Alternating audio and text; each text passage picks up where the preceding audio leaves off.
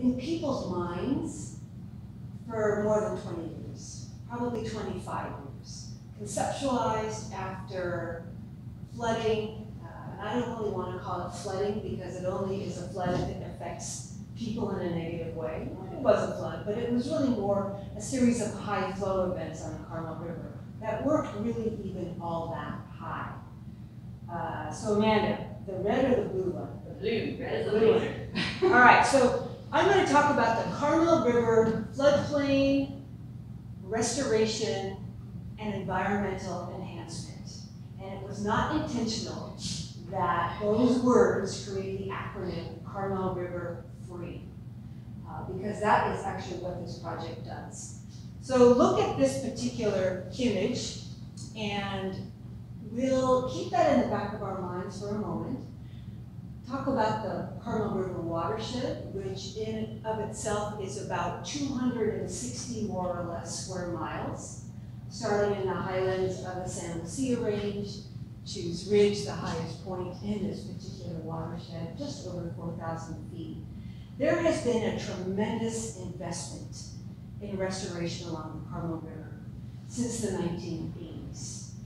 And multiple projects have been undertaken, including the removal of 2 dams.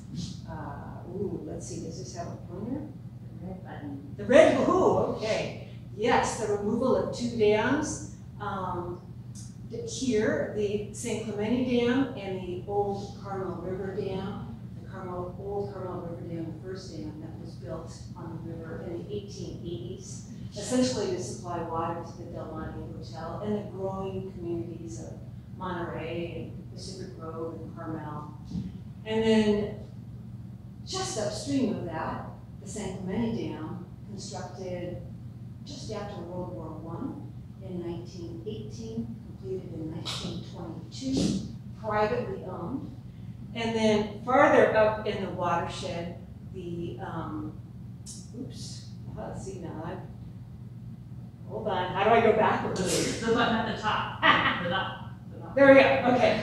Farther in the, up in the watershed, the Los Padres Dam, constructed in the late 1940s. But downstream of that, all those little red trees are restoration sites, most of which were undertaken by the Monterey Peninsula Water Management District. And their mission was to try and reduce erosion. Actually, the incision of the river and the meandering of the river, the impact of the river meandering and incising on infrastructure and on people's homes by installing vegetation. They used a very passive approach of using vegetation to stabilize the riverbanks and did a number of projects downstream. And we're going to look at the mouth of the valley. You guys are all familiar with that area, both east and west of Highway 1.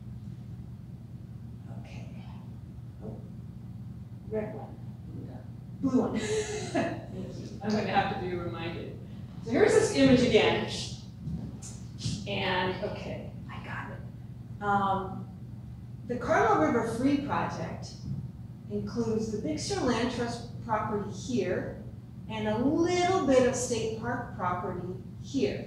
Here's the trace of Highway 1 going south to Big Sur. And you all know this geography, but bear with me while we look at some of the places here. The Carmel Area Wastewater District, which was actually built in the late 1930s, not in a very good place, next to the river in the floodplain, protected by levees. The mouth of the river here at the Carmel River Lagoon, Carmel River State Beach. Moving upstream along the river here, under Highway 1, towards the former Rancho Piñata Golf Course here. And in this area, look at all the development, both in uplands on Carmel Point, but in the lowlands around the wetlands of the Carmel River Lagoon, in Mission Fields, and in the both commercial and residential area here at the end of Carmel Rancho Boulevard. So again, keep this in your mind. This is a recent Google image, and you see the changes. We're going to do a little bit of a historical ecology kind of sidetrack here. You see the changes over time.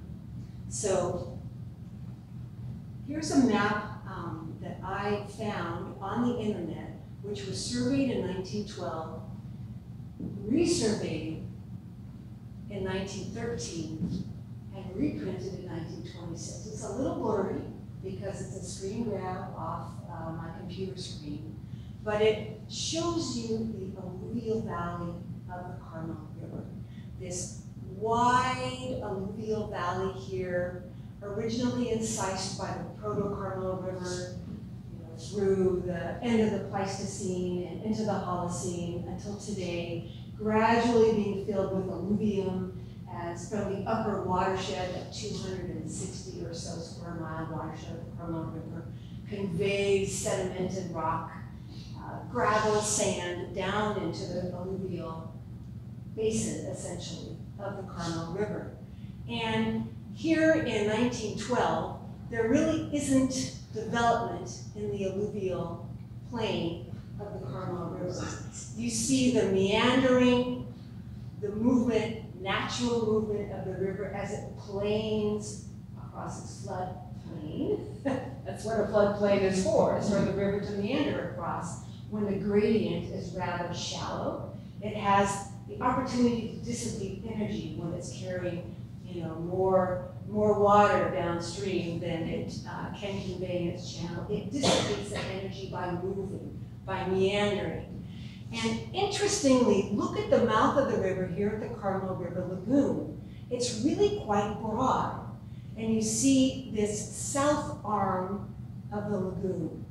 Carmel is just being developed there, but there really isn't much else in the valley, in the alluvial valley of the Carmel River. Blue one, right? Okay. So continuing our little historical ecology here, this was the earliest image I could find on the internet, 2005. A picture of the Carmel River Lagoon, the mouth of the valley, taken from the fisheries, the Stuyvesant Fish property, which is now called Corona.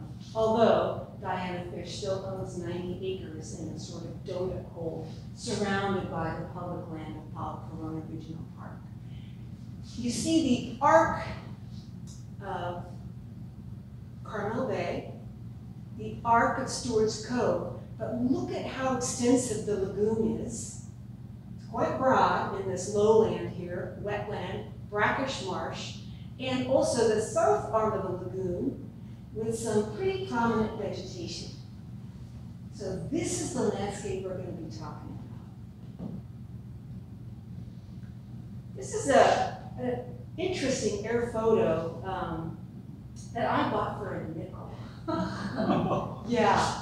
I went to UC Berkeley and there was a map library, and occasionally they would purge their maps, things that they didn't think they wanted anymore, and they'd sell all these incredible documents for 5 cents, 10 cents, and I bought this for a nickel, for 5 cents.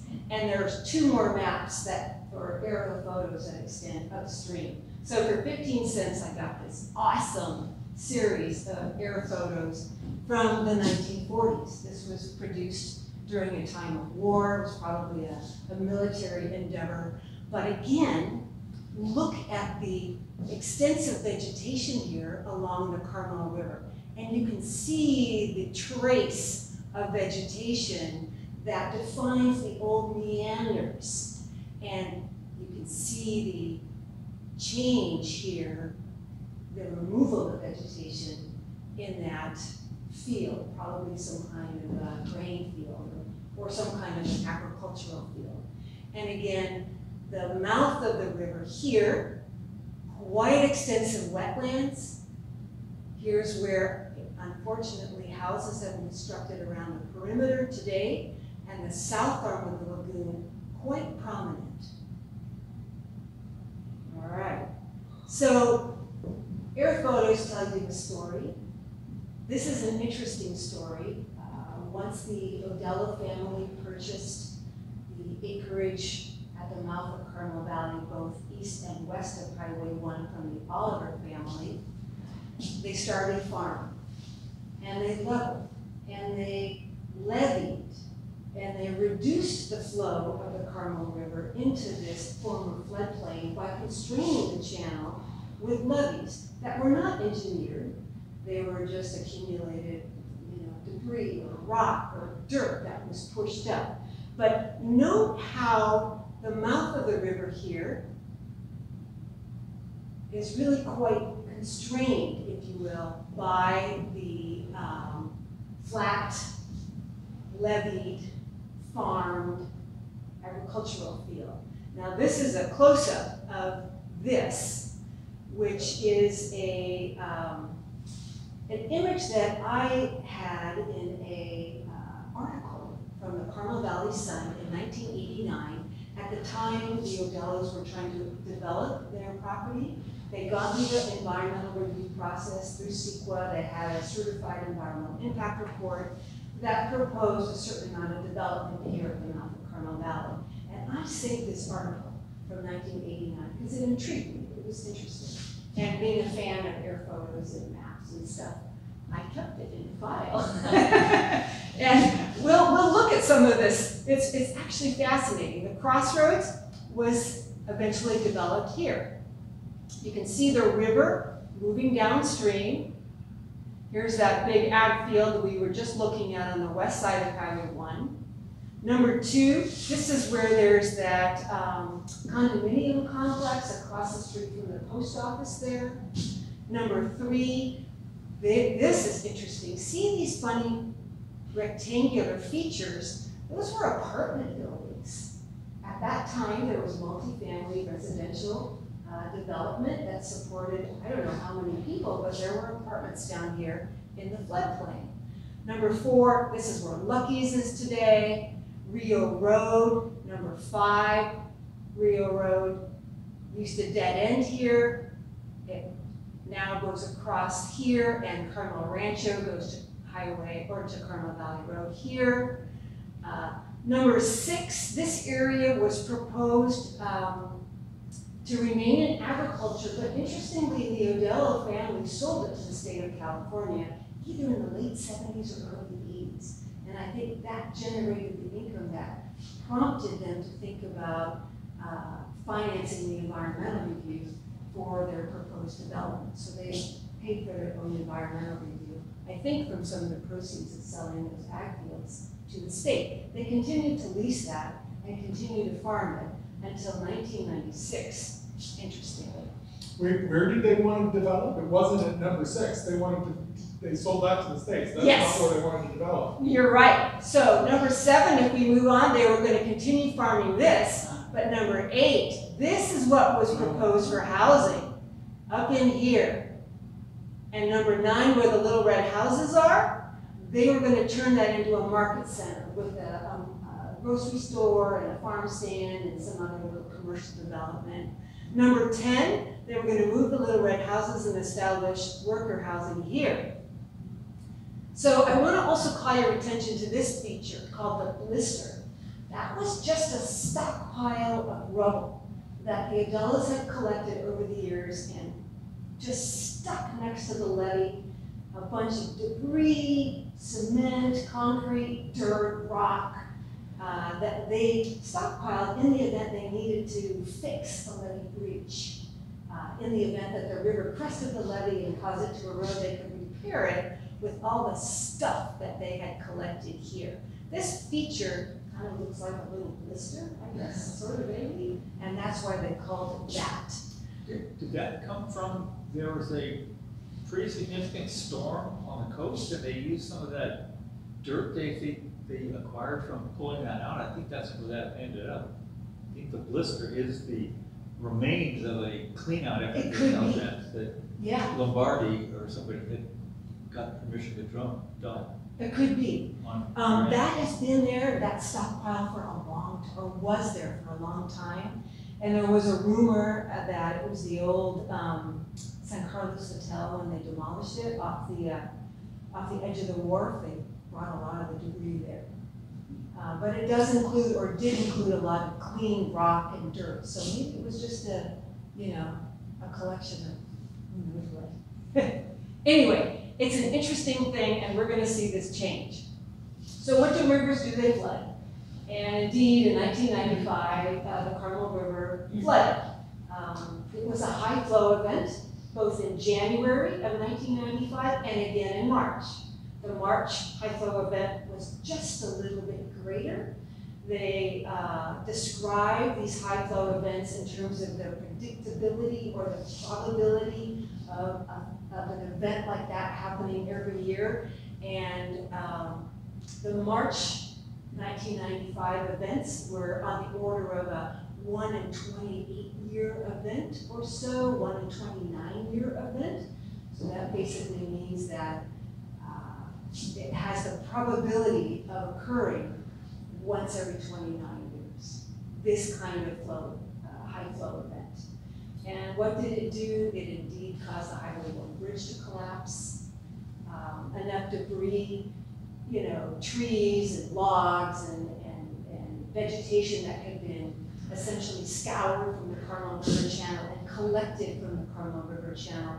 It actually buttressed up against the upstream end of the bridge, caused enough drag and enough force to essentially cause the bridge to collapse. Big Sur was cut off for more than 6 months. They built a temporary bailey bridge in short order, and then embarked on constructing the new Carmel River Bridge to replace the one that collapsed in '95, which was from the 1930s. What's the she didn't do anything?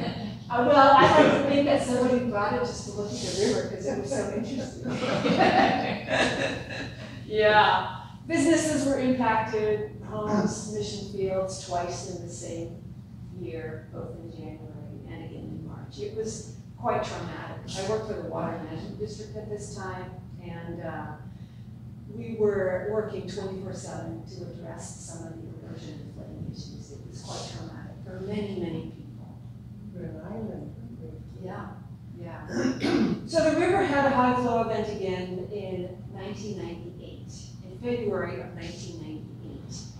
And before 1998, after the 1995 events, what the county decided to do was right there where that little red mark is, to notch the levee at the upstream end, to allow floodwaters to cascade into the Odello field so that it would relieve the pressure on those surrounding commercial and residential areas. So indeed, the river cascaded through that notch, which was put at the elevation equivalent to about a 5-year flow event.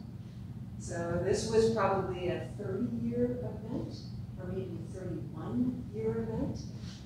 Probability of 1 in every 30 years or so of recurring.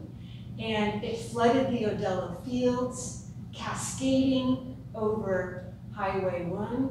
Is it gonna go? Blue one. Oop, there we go. Cascading over Highway 1, causing Highway 1 to essentially be closed for a while. This is looking west at the old Carmel area wastewater district road. I was lucky enough to be driving a government vehicle, so they let me go across and take these pictures. And when you look upstream today, you think, oh my God, you know, this was a real bathtub. There was a problem here. There was nowhere for the water to go, except for over the highway once the bathtub filled east of the highway. The highway acted like a weir or a small dam, if you will. So ponder this for a minute. This is the 100-year flood footprint. So on the average of once every 100 years, this area should flood. It could happen 3 years in a row, and then not for another 300 years. Or it could happen at a higher level, a 500-year event, and the footprint would be even greater. Well, that always assumes that nothing changes, and yet you change it on permeable surface area. Exactly. You take away trees, woods, It goes up. yeah. Yeah, or goes, flattens out, depending, yes, yes. So these are predictive maps put together, you know, by all sorts of different agencies. The Monterey County Water Resources Agency has a hand in this. These are essentially produced by FEMA also for flood insurance purposes. And they aren't regularly updated. However, with the Carmel River Free project coming online, these maps have been updated and helped to justify FEMA considering major grant funding to support this project. So where's the Carmel River Free project going to be? Again, it's upstream and downstream of the Highway 1 bridge on property that Clint Eastwood donated to the Big Sur Land Trust in 2 different conveyances, and then on property that is owned by state parks, the California Department of Parks and Recreation. Upstream, now what did I do? That wasn't you, I don't think. That was the battery that went out. So upstream of the Carmel River Free project, coincidentally, at the same time, there's a parallel project moving forward on the old golf course. Good, thank you.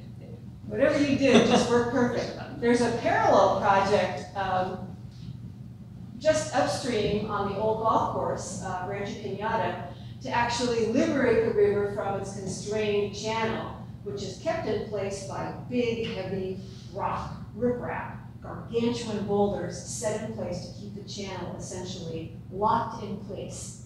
And that was installed by the former owners of the golf course because they wanted their golf course to stay intact during high flow events. That's expensive terrain, they didn't want to lose any of it. You know, rebuilding a certain number of holes would be a challenge for them. So they riprapped or channelized the river, and now that the Regional Park District has purchased that property, they're working hand in hand with several granting agencies, primarily the Coastal Conservancy, to implement a restoration project on the park that will take the channel banks back, create a series of floodplain terraces, and allow the river to meander there. So the 2 projects working hand in hand, it's actually really exciting.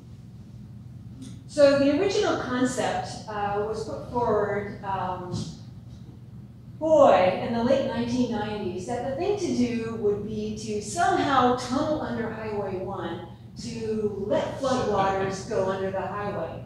But no one had the money to do it. No one had the gumption to even think about approaching Caltrans to pursue that. So a restoration project was proposed on the upstream side, on the east side of the highway. And it was, you know, pretty interesting. There were elements of flood control in that detention basins would have allowed water to percolate. There was restoration with vegetation and distributary channels. There was a concept here with this cross-section of how the vegetation might end up looking. But this was it, just on the upstream side. And then people thought, oh my gosh, well, we're pursuing this. You know, we're getting grant funding. People are interested. There's a demand to reduce flood hazards. Let's think a little broader. Let's think about tunneling under Highway 1. Let's think about approaching Caltrans. Let's think about getting FEMA involved, getting them to support this, to reduce flood hazards. The Crossroads area is one of those repetitive event locations where a lot of money over the decades has been pumped in by insurance companies because of flood damage. So keep this in the back of your mind. What's proposed here are not just the 1 existing levee notch, but 4 more, all at the 5-year flood event, notching the levee, allowing flood waters every 5 years or more to course through very shallow channels under Highway 1 and into the restored South arm of the lagoon. In the early 2000s, the state got grant funding again from the Coastal Conservancy and the Wildlife Conservation Board to restore the South arm of the lagoon. Agriculture wasn't going to happen anymore. The Odellas bailed on their lease after being flooded out too many times. It's a great opportunity to engage in some restoration.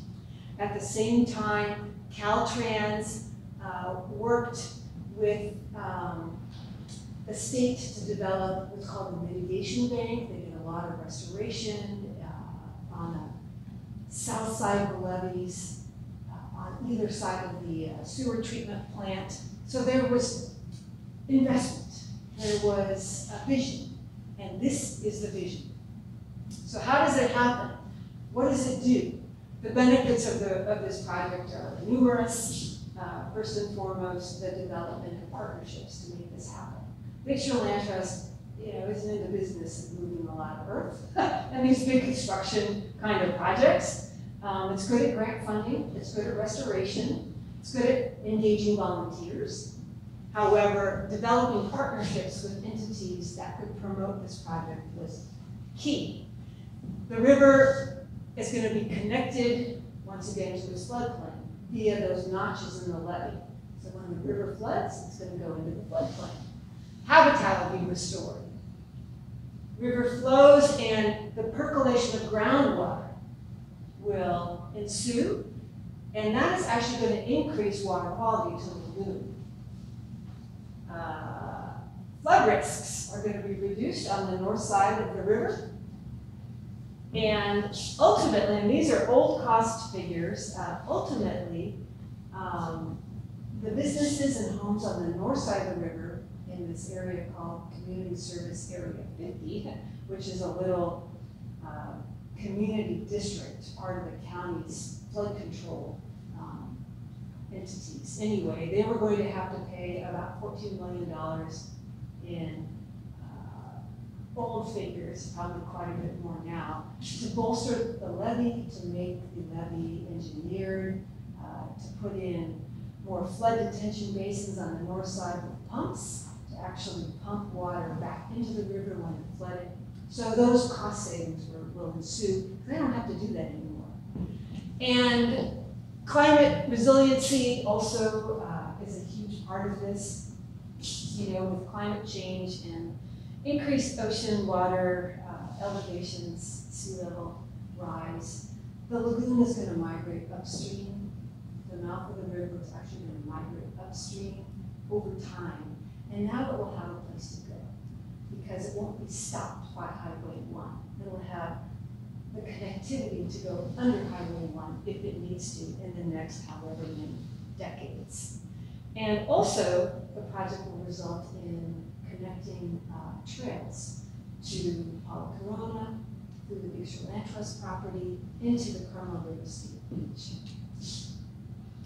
Project team is big, a lot of different entities involved. I don't need to belabor these, but public entities, public agencies, private consultants in the design team and in the environmental permitting group, funding coming from multiple agencies as well as from private donors, multiple grants from the Department of Water Resources, from the Wildlife Conservation Board and the Coastal Conservancy, but lots and lots of different grant sources.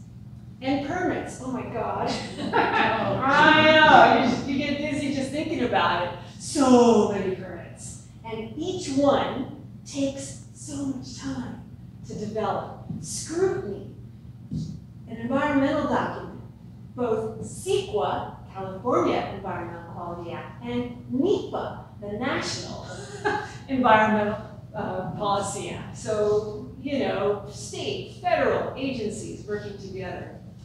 Who's Yes. in charge overall? Say again? Who's in charge overall? Make sure it all comes together. The Big Shore Land Trust and Monterey County working together.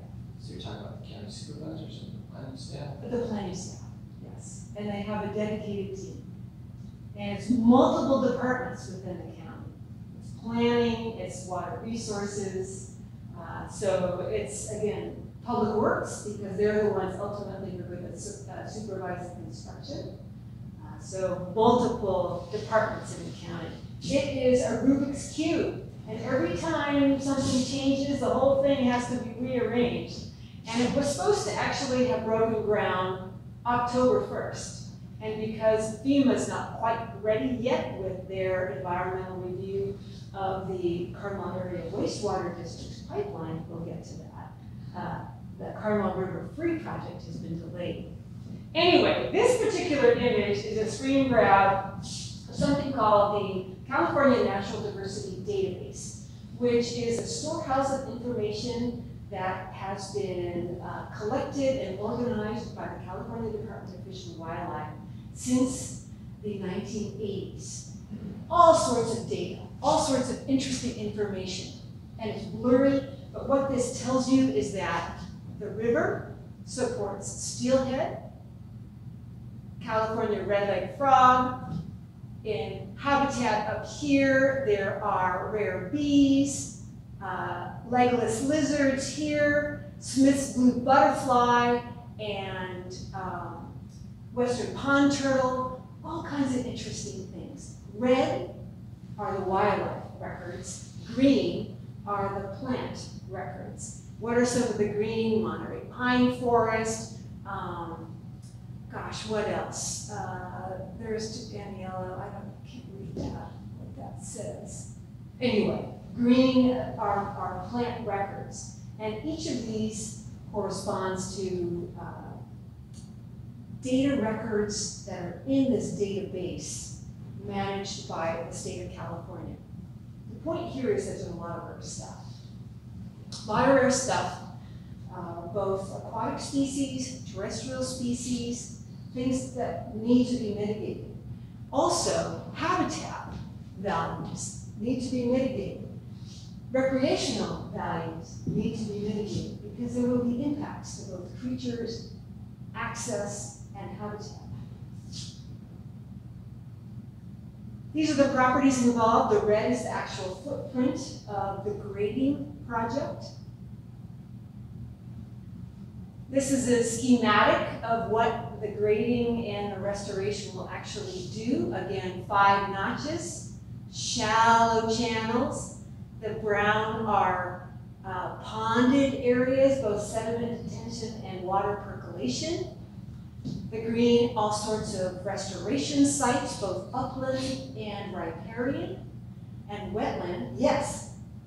When you say the grading, would we expect to drive by and see a completely bulldozed area Absolutely. for the whole area? You got it. Not one chunk at a time? Well, we'll get there. It's going to go in 2 phases, but yes, That's exciting. it'll be a massive grading project.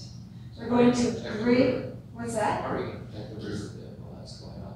Well, the levees aren't going to be, they're going to be plugged.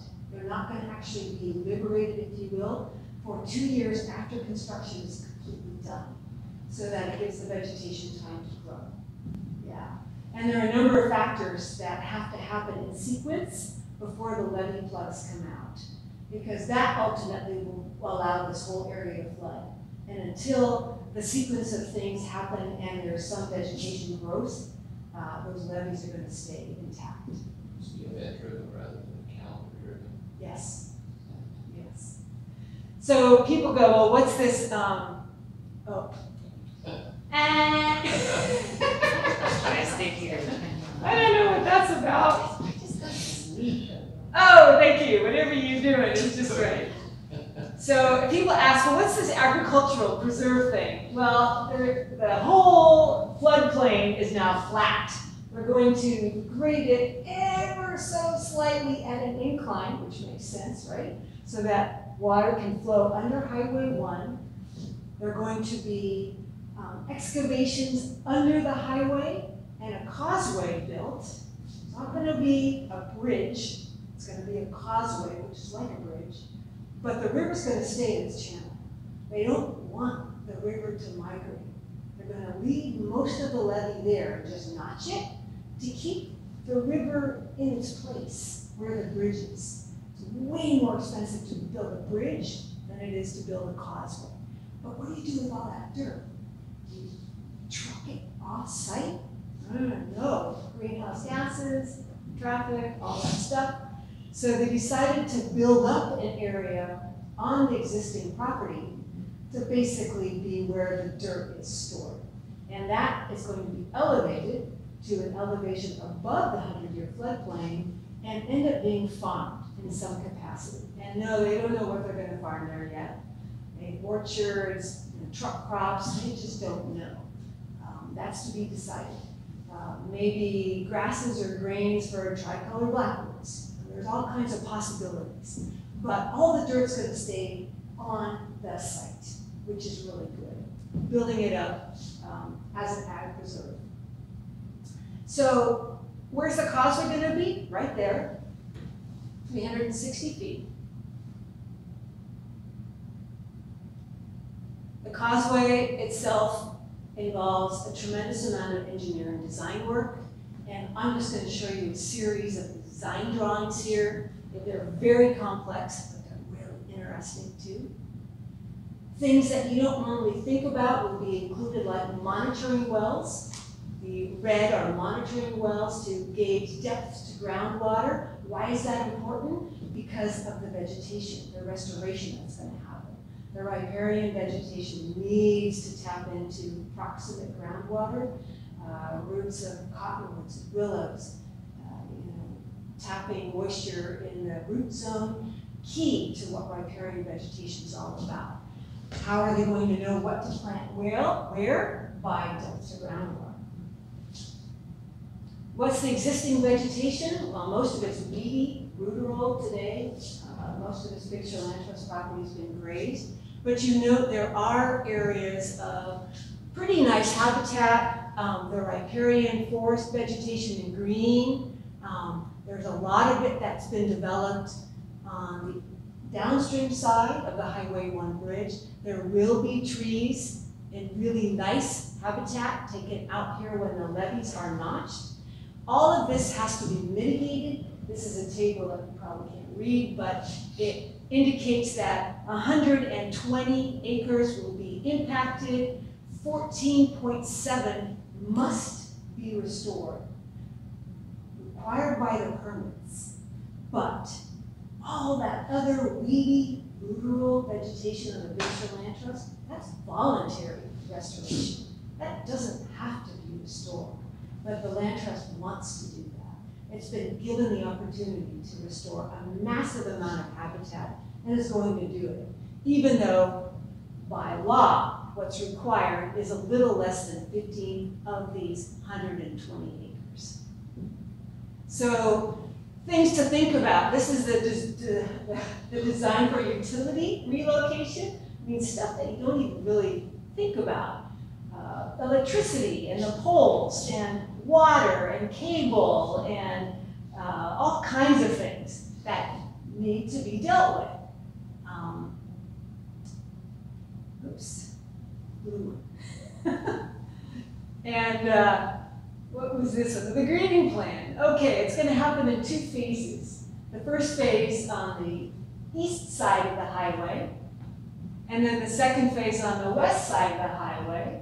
And concurrently, the Carmel Area Wastewater District is going to tunnel underground and put their sewer pipe under the south part of the lagoon. That's a whole separate project, a whole separate deal, but it's being funded by FEMA as part of the Carmel River Free Project. What a great opportunity to actually take this pipe, which, is above ground, but when the lagoon's up, is below the salt water. What does that do? It rusts out all the supports. Is this an accident waiting to happen? Yeah. That's a sewage pipe? Yes. Yeah, something like that. That's, we're across hill. Yeah, I know exactly where it is. Yes. I walked out on there. Exactly. We all have walked out on that Exactly. thing, right? I just never knew it was a sewage pipe. Yeah. And it is in danger if the river floods and debris catches on that. It would be a nightmare. Yeah, if it blew out. So They're going to tunnel under the South Arm of the Lagoon, its own massive project with cultural resource issues, with rare habitat, plants, animals, birds, aquatic species, steelhead, and they're handling it. It's a whole parallel project. Again, massive investment in this geography. Vegetation that is in their study area. Not all of this will be impacted, but here's the trace of the pipeline, and this purple is the new pipeline they're going to put under the ground. I don't really get that engineering, but they do it somehow.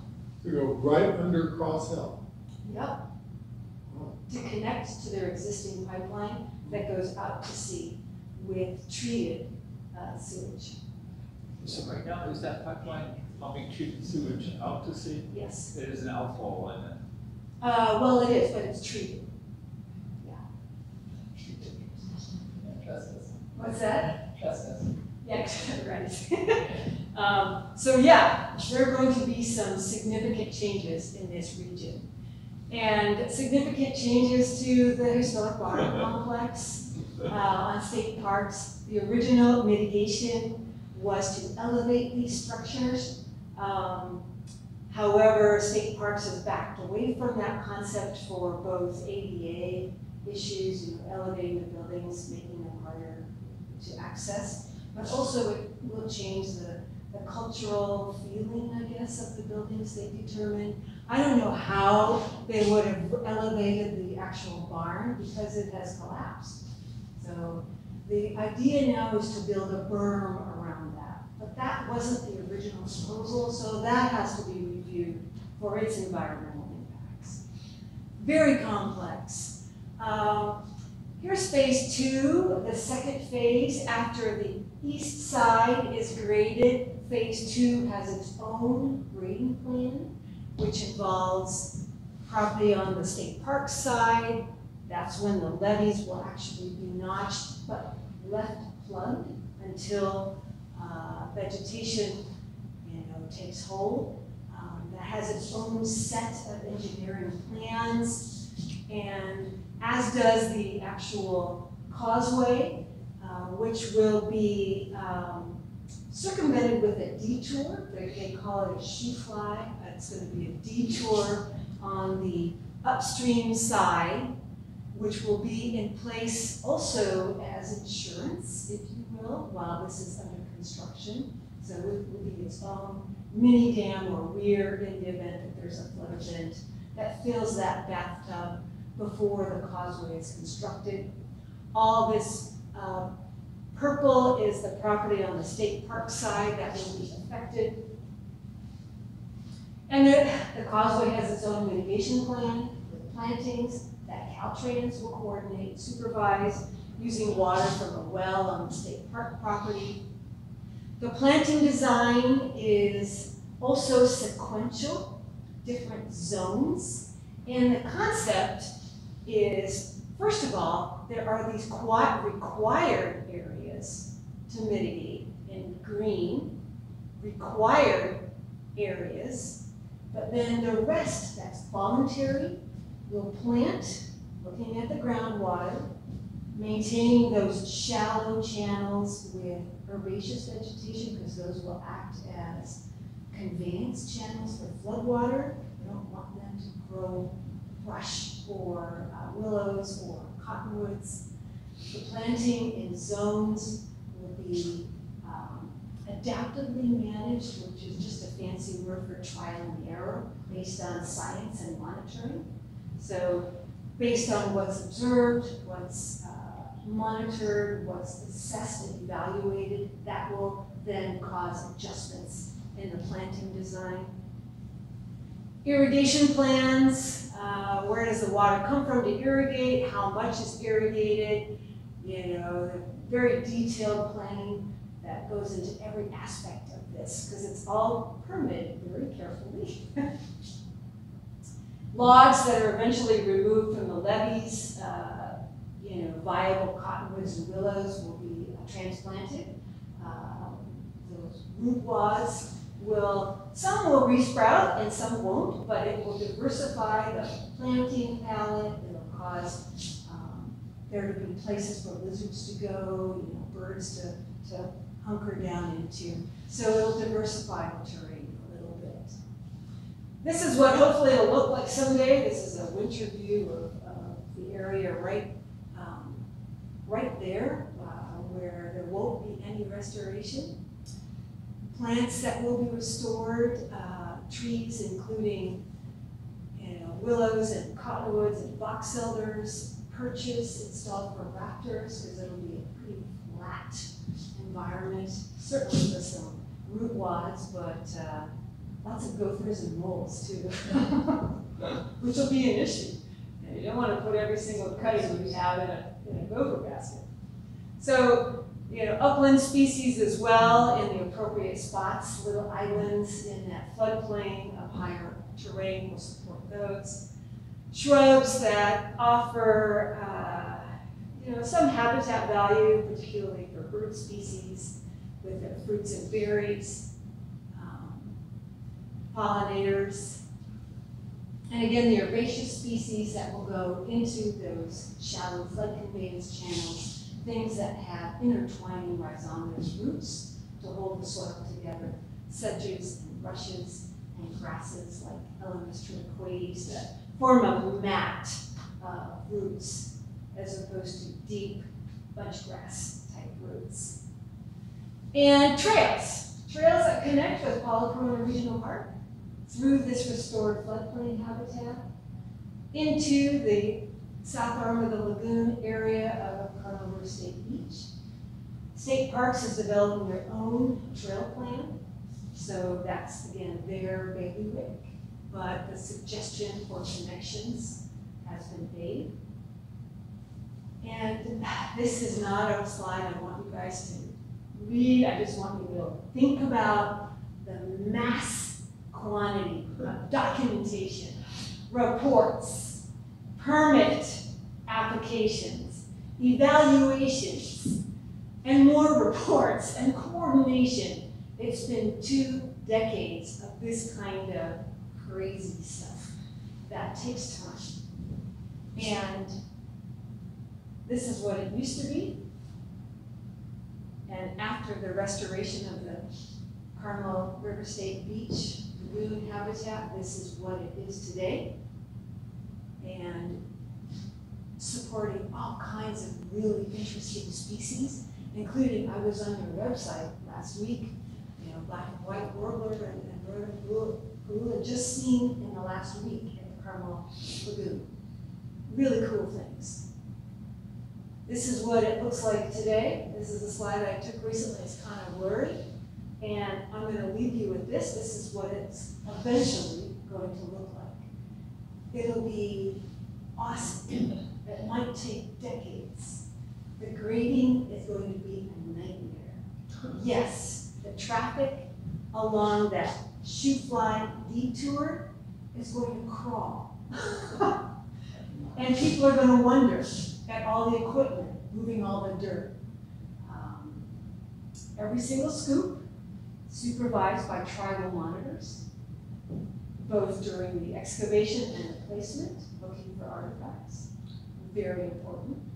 But in time, this will eventually be the outcome. And we have it to look forward to. And the habitat eventually, maybe beyond our lifetimes, but that's okay.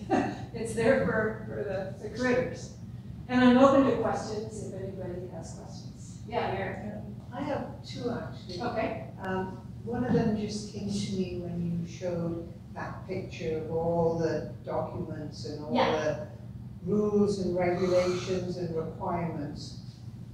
When some poor worker comes down from somewhere and is using a backhoe or whatever to dig stuff up, who is going to be monitoring that that person is doing what's in that document Yes. that's in a file somewhere?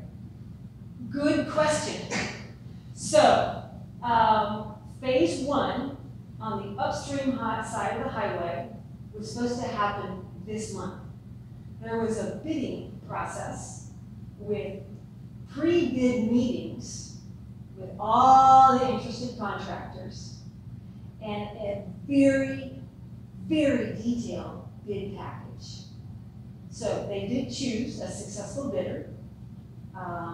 They did point to a contractor who then is supervised not only by Public Works at the county level, but by construction managers that are hired by the county. So there are construction managers who are supposed to watch and compare, looking at the documents. Has this report been filed? Has the grading plan been reviewed by the Esalen? Has the grading plan been reviewed by the Ohlone, Costeau, and Esalen Nation? Are the root wide logs being moved from the levee to their location within a day? So all those things are spec'd out. Yeah, it's very complex. You have funding to make sure there's enough staff in Public Works to do this, because in the past they never had the staff. Yes, everything is grant funded, and amazingly, the grant funding is all but closed. So essentially $44 million is almost completely used. We're waiting for FEMA to do the green light on their $25 million grant, and that'll be it. So it's incredible. Yeah. What was your role in all of this? My role? I started working for Big Sur Land Trust in the year 2000. Prior to that, worked for the Regional Park District and the Water Management District. So my initial role was as a coordinating kind of person.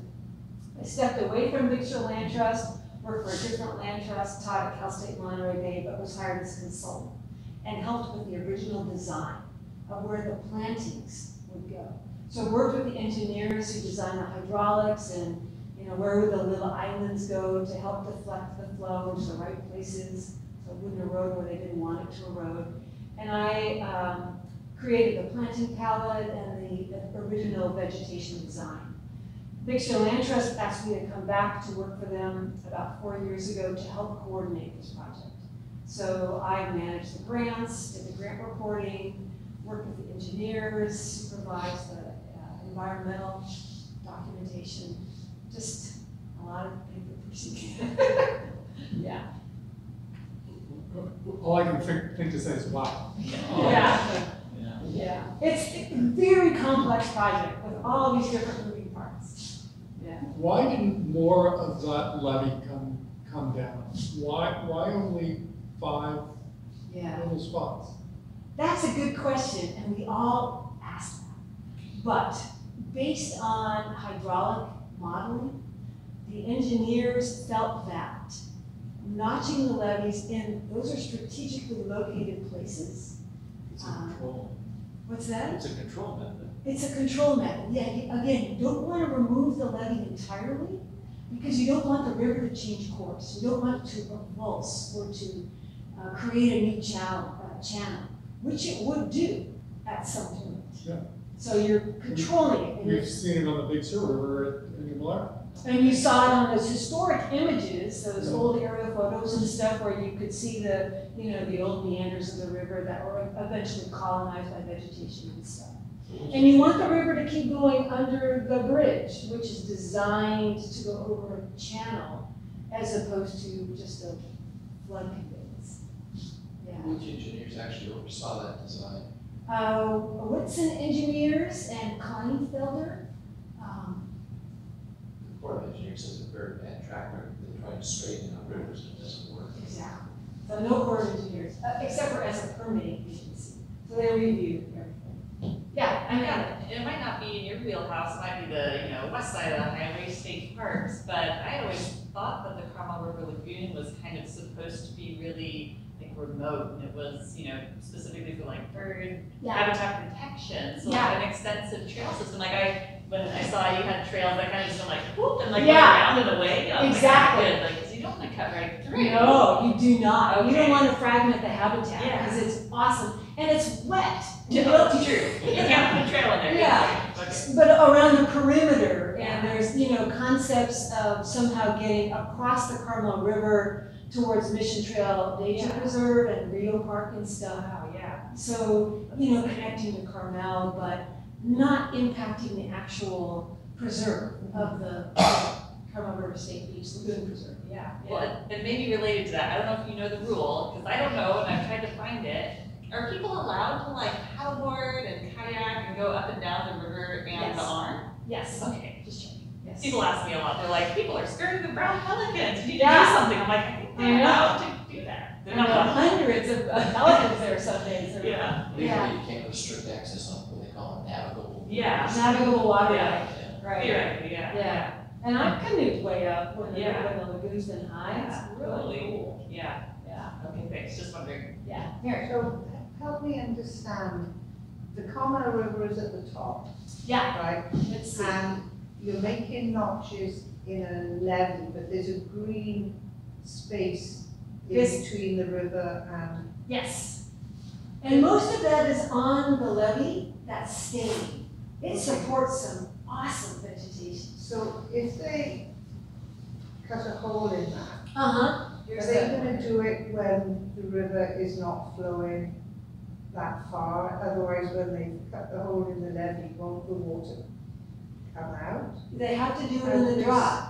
Yes, yes. So that's, There may be water in the channel, but the work will happen, you know, the spring, summer, fall, when the channel is essentially dry, oh, okay. more or less, yeah. I didn't know And whether. there's, the levees aren't gonna be completely removed down to the ground, they're going to be just notched. Okay. So the river can So if the still, river's low, they can come down and. Yeah. Okay.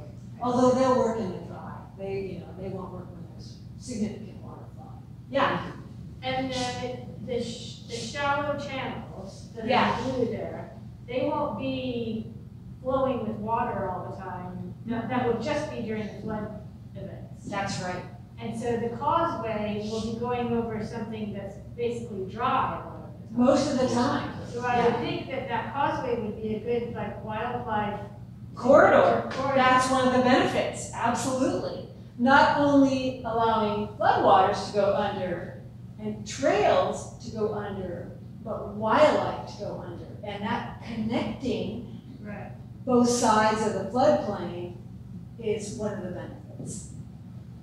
Yeah, If you put your pointer on all of the blob to the right, is that then public space or is that? this will continue to be Big Sur Land Trust property, but open to the public on the trails, when it's all The done. whole thing is- When Big Yes. Sur Land Trust opens the gate or always? Always. But it has to be, first it has to be built. And then, once it's built, Let me in there. yeah, once it's built, the gates will be open, and they're, you know, Paula Corona Regional Park will probably continue to be grazed by cattle, so there will be gates, but you'll be able to pass through readily, just like there are now, to get onto Paula Corona. You know, there are those friendly gates where you go either direction, yeah. So this Big Sur Land Trust property will be open to the public without limitation. The ag preserve will probably be fenced for ag safety reasons. You know, they have all those ag safety rules about fencing to keep wildlife out and that kind of stuff. So the ag preserve will probably be fenced. Yeah. Where the ducks are gonna be breached in those 5 spots, Uh-huh. what are they gonna do to prevent scouring when it does flood? Are they gonna do anything to either vegetate the tops of that breach, or are they gonna do anything hard? They're gonna harden the bottom of them. They're gonna veneer them, well, engineer them and veneer them with heavy rock. Okay, And on both sides, so that it isn't scoured. it's not. Yeah.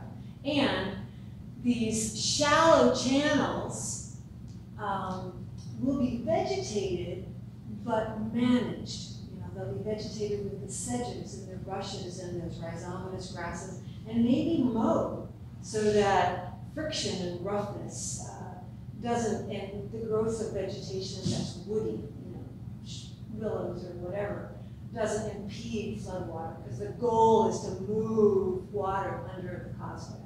What is the geology in that area? Because once you go off Ocean Beach, you're on granite. It's all alluvial. It's all How alluvial, far down? except for in the uplands. I don't know, but it's pretty darn deep. Yeah, I don't know how. Really, off Ocean Beach, you're on granite. Yes. Solid blocks of granite. Yeah, exactly. But the alluvium of the Carmel Valley is all alluvium. Yeah. Interestingly, I did the